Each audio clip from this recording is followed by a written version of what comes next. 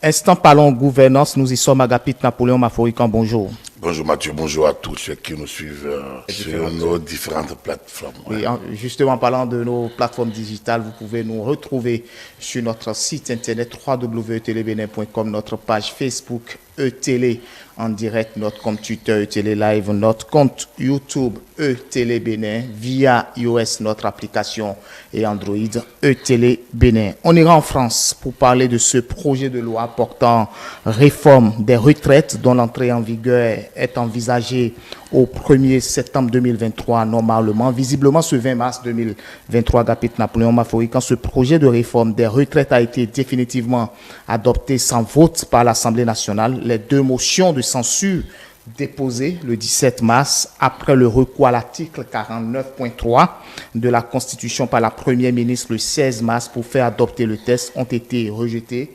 La réforme vaut-elle encore, oui ou non, Agapit? Les motions de censure sont rejetées. Ça suppose que la majorité en place, même relative, fonctionne, a pu avoir des alliés. Donc, rien n'empêche la réforme de d'être maintenue. Cela dit. Là, nous sommes dans l'arithmétique républicaine, institutionnelle.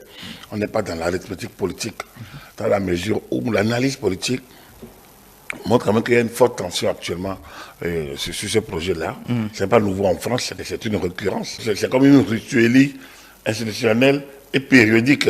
Lorsque chaque fois il y a une réforme en cours, la rue se branle et les politiques se déchaînent.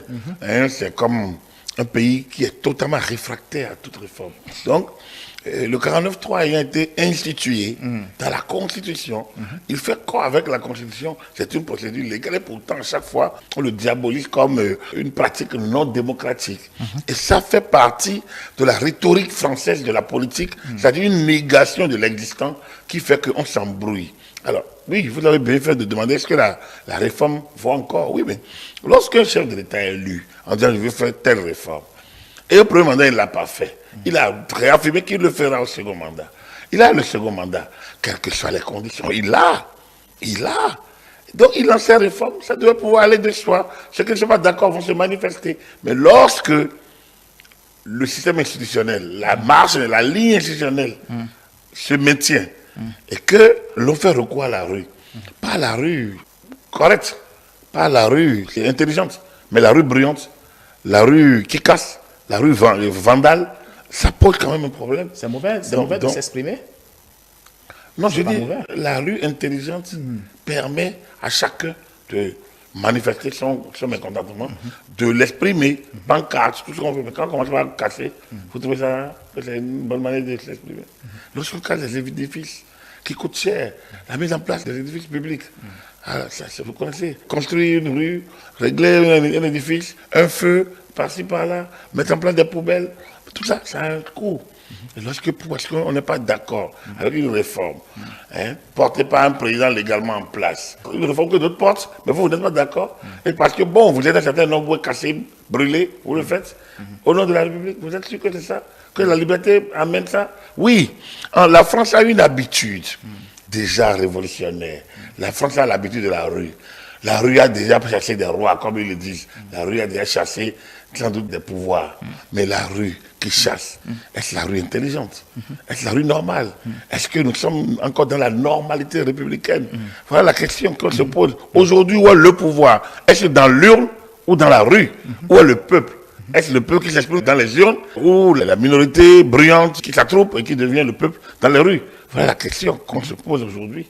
Pour moi, ma logique est connue, mais il y en a toujours qui vont continuer de défendre. Je ne sais pas pourquoi on défendra cet indéfendable, mais ça montre que de plus en plus la démocratie, version libérale, devient tricherie, devient négation, devient quelque chose dont on ne maîtrise plus totalement les contours, les tenants, les aboutissants. Et là, c'est dangereux. Oui, on rentre dans un système totalement d'insécurité. Le ministre du Travail a dit ceci, cette réforme est menée pour sauver le système de retraite français, mais ce qui serait bien, Agapit, c'est qu'il faudrait que cela rassemble une coalition.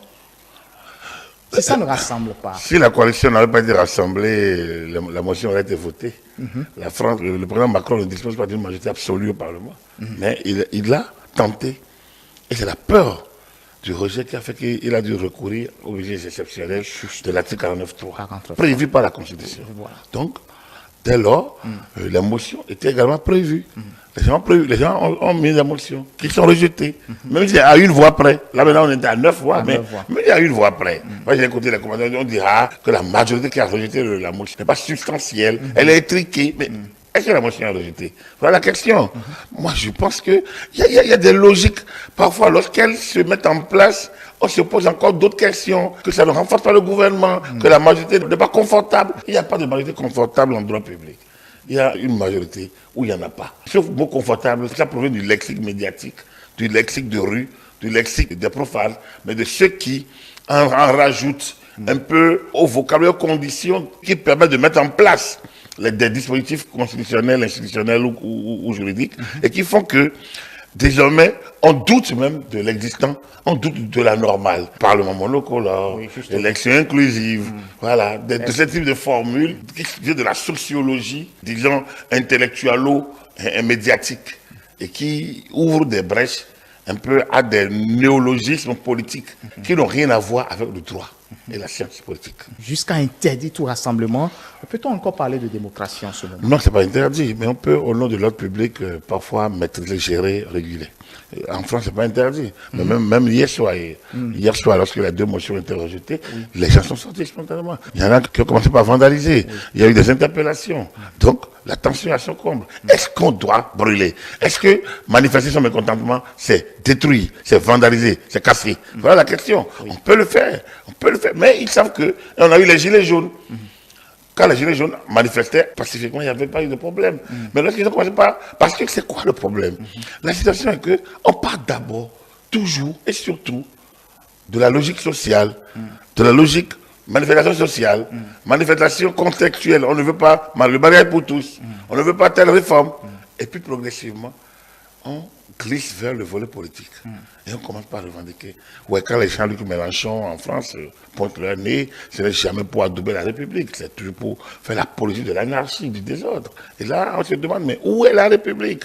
Alors, donc, quand vous venez à nos pays ici, parfois des manifestations simples, les gens, en même temps, les gens veulent prendre le pouvoir. Mais il faut prendre le pouvoir pour faire quoi? On dit, on va le chasser du pouvoir. Comment on peut aller chercher des mercenaires, des voyous, des délinquants, des vandales, pour pouvoir chasser celui qui légitimement est élu et qui continue son mandat et qui ne fait que faire ce qu'il a dit envie de faire. Donc, il respecte la Constitution et l'ordre constitutionnel établi. Alors, lorsqu'il le fait, celui qui vient au pouvoir et qui laisse la Constitution de côté, qui fait du désordre, qui ne respecte plus rien, qui n'a plus de considération, on peut constater que celui-là, il est en roue libre et le stopper. Dans les régimes sans foi ni loi, comme on le dit vulgairement, des régimes où c'est la force qui gouverne, la force qui fait que bon, des majorités mécaniques changent la loi quand on veut, change à nouveau, tout ça, on peut comprendre. Lorsque on respecte l'ordre établi et le jeu institutionnel se déroule, ceux qui ne sont pas d'accord attendent leur tour. Ils ne doivent pas utiliser la rue. Et quand on dit la rue, c'est qui? C'est beaucoup de délinquants, c'est beaucoup de gens qui ne sont pas concernés même par le sujet en discussion. C'est des gens qu'on ramasse. Ici au Bénin, on a fait appel à des gens présumés chasseurs, des drogués parfois. Alors, est-ce que tout ça répond à la dynamique démocratique? Non, là, ce n'est plus des contestations intelligentes et raisonnables. C'est plutôt une fronde à l'État. C'est un désordre. Voilà. Et là, en face des autres, la République doit pouvoir se mobiliser pour se défendre. Oui, visiblement, cette réforme ne reçoit pas l'assentiment de tous. Le gouvernement n'a-t-il pas droit de faire recul? Non, moi, mon débat, ça, c'est la France. La question française concerne les Français. Ça appartient. Mais le problème, c'est la rue. C'est pas au niveau des politiques, le débat se fait. Le jeu se joue. Justement. Les institutions tournent. Soit on change les institutions, soit on les laisse tourner. Pour moi, c'est ça.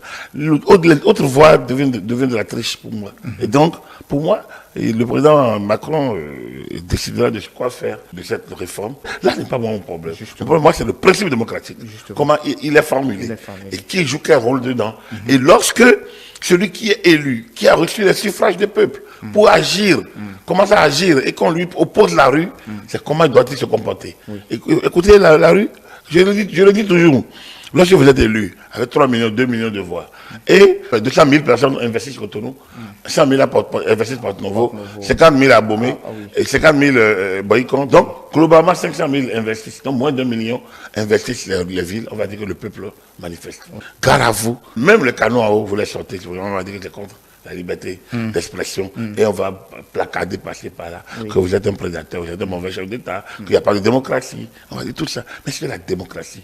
C'est opposer à celui qui a les suffrages régulièrement pour travailler. C'est lui opposer la rue. Je pense qu'on ne doit pas laisser suivre ce qui se passe en Europe. Ici, dans nos pays africains, ça doit faire réfléchir d'abord l'élite et qu'il y ait un certain nombre de codes pour qu'on puisse être en sécurité. Autrement, la démocratie n'a plus de raison d'être. Et donc, il faut mettre en place des régimes de force, ce qui n'est pas en adéquation avec notre constitution. Il faut que la classe politique se rende intelligente, surtout ceux qui disent qu'ils sont opposants. Il faut qu'il y ait tout au moins un mécanisme d'entente. Le gouvernement, c'est que là, celui qui a le pouvoir, tant qu'il n'a pas quitté la ligne rouge. Mais on a vu que dans ce pays, déjà carrément appelé aux militaires. Un ancien chef d'État, c'est que lui parle en tant qu'ancien président de la République, ancien président de Chine, et que lui demande aux militaires de... Alors, lorsque on parle ici, qu'est-ce qu'on demande? On demande à la rue de se manifester. On demande. On a même vu le président de la République aller au marché, affronter l'État. Au marché, appeler à l'incivisme, appeler à la rébellion contre l'État. Est-ce que c'est logique? Est-ce que c'est normal? Autrement, où sommes-nous? Où en sommes-nous? Jusqu'à quand la rue peut devenir, disons, un interlocuteur valable au point de se substituer au suffrage que vous avez obtenu? Oui. Voilà la problématique. La problématique, ça dit que parfois, beaucoup n'arrivent pas à cerner le concept de la démocratie. Ils cernent, mais de plus en plus aujourd'hui avec les réseaux sociaux, avec les nouveaux outils de communication, le village planétaire, tout va très vite. Avec les chaînes d'information continues. Aujourd'hui, on est informé de tout et on a envie de faire comme tout le monde et on utilise tout pour tout faire. Voilà la question. Donc, ils connaissent la loi, ils connaissent la réalité. Mais lorsque ce n'est pas eux qui sont là, on a envie d'évacuer celui qui est là pour prendre sa place. On peut mettre le pays à feu et à sang. Donc, c'est un peu ça. Regardez dans le monde entier, regardez les pays où ça sent le trouble. Regardez là où ça sent le calme. Et vous allez voir quel est le système qui permet de discipliner les ardeurs et de travailler, d'amener les gens au travail pour créer les richesses, pour faire face aux défis de développement. Si tout le temps vous devez être là pour commenter l'action politique, à quel moment vous êtes produit pour le développement? Ma dernière question peut-être pour sortir de ce studio, quelle démocratie pour l'Afrique selon vous?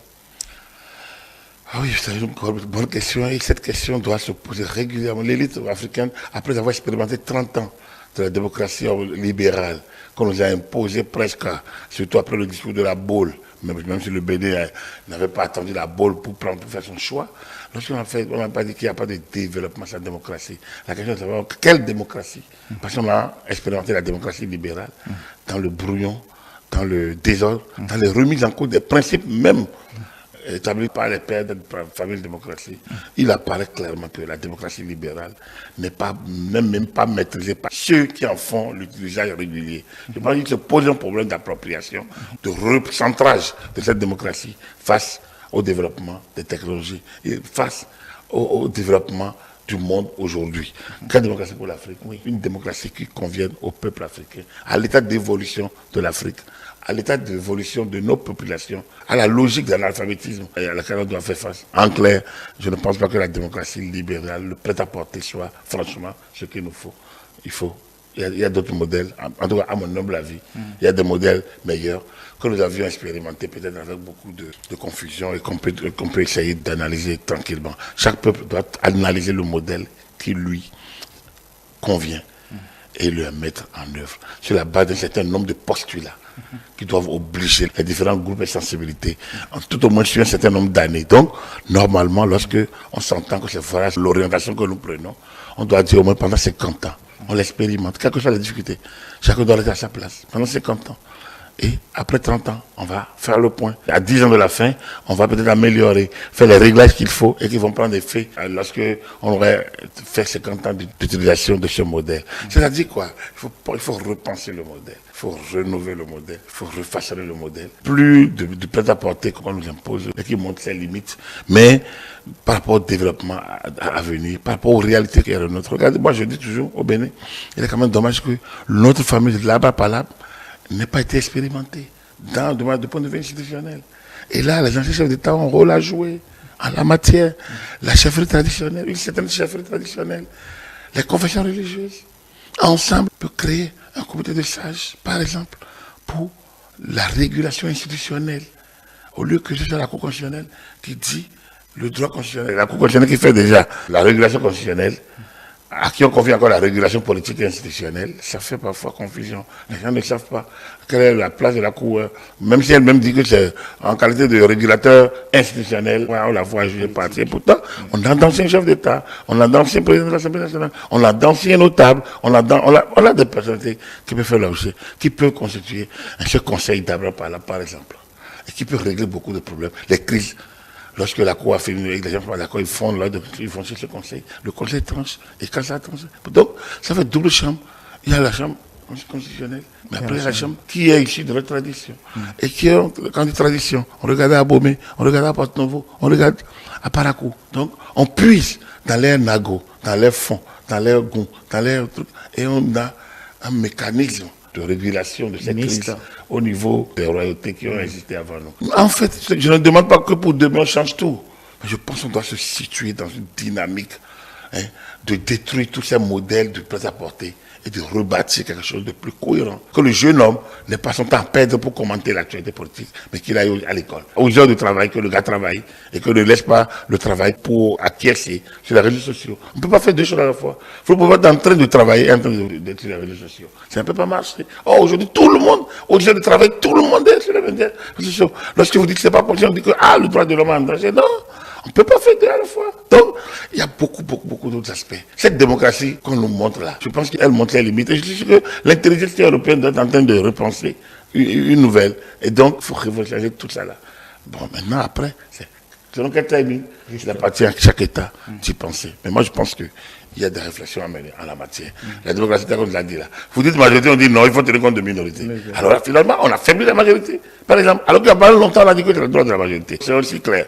Après, on dit la minorité. Donc finalement, ça devait, on met tout le monde ensemble. Qu'est-ce qu'on reproche alors au parti unique? Il y a beaucoup de confusion dans les modèles qu'on chante aujourd'hui, qu'il faut prendre un peu de recul et les analyser. Les institutions, on dit séparation de pouvoir. Les institutions travaillent, on dit non, c'est le chef de l'État. Le chef de l'État intervient, on dit une mission dans le fonctionnement des... Alors finalement, on appelle même le président à prendre des ordonnances lorsque le système marche normalement. Finalement, qu'est-ce qu'on veut? On veut retourner au parti unique. C'était ça. Mais pourquoi on ne le dit pas? Enfin. Vous êtes pour? Je suis pour un modèle qui renforce la discipline, l'autorité de l'État, qui met tout le monde au travail. Le parti unique n'était pas nécessairement négatif. Non. Ben après, est-ce qu'aujourd'hui on peut faire l'apologie du parti unique? Je ne sais pas. Mais le parti unique, il y avait du bien dedans, en termes de discipline. Même si au sommet on peut dénoncer une certaine cabégie, mais il y avait à la base un certain nombre de mécanismes d'autorité. Bon, évidemment, tous les partis uniques n'ont pas été aussi au service du peuple. Donc c'est là aussi la relativité. C'est pour ça que je dis, oui, il faut repenser le système. Je ne sais pas qu'il faut retourner au parti unique. Il faut repenser pour que l'autorité de l'État s'exprime, que le peuple travaille, que les gouvernants montrent l'exemple et que le pays se développe. Merci. À vous, Agapite Napoléon Maforican, pour cette intervention relative à la réforme, bien évidemment, des retraites en France. Merci de nous avoir suivis, mesdames et messieurs. Ce serait tout pour Parlons Gouvernance de ce mardi 21 mars 2023. Retrouvez-nous sur l'ensemble de nos plateformes digitales, notre site internet www.etelebenin.com, notre page Facebook ETélé en direct, notre compte Twitter ETélé Live, notre compte YouTube ETélé Bénin via notre application iOS et Android ETélé Bénin, ETélé avec vous, pour vous.